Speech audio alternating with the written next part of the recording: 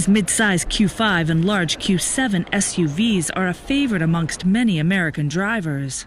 Yet many owners will have to wait for their new vehicles as they sit in U.S. customs while the company scrambles a response to new tariffs of 25%.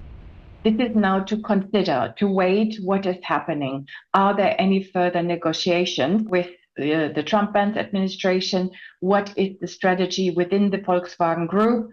How to deal with imports, how to deal with the additional tariffs, who is hit with it and to what extent. And I think this is why everybody is waiting.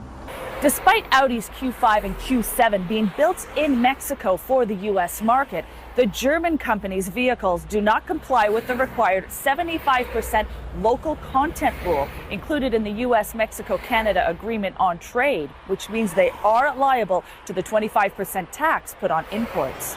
Many others are facing the same issues. Netherlands-based auto giant Stellantis, which owns Chrysler, Jeep and Dodge, among other major brands, has announced it is pausing production at some of its plants in Canada and Mexico. Washington is hoping to incentivize automakers to move their production to the U.S.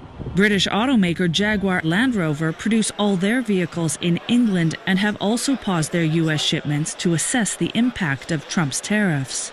Their cars, the SUVs, they are deemed as light trucks because especially the displacement, the engine volume they have. So that means it is 25%, which was the original import tariff, plus 25% of the penalty tariff, meaning 50% on. So now it's the consideration, is the volume in the US big enough to perhaps start planning a plant in the US, what they didn't have before. Speaking at a Jaguar Land Rover factory in the UK, British Prime Minister Keir Starmer said that the global economic consequences could be profound. Yes, we have to keep pragmatic and calm in the steps that we take, but we also need to keep a sense of perspective and context.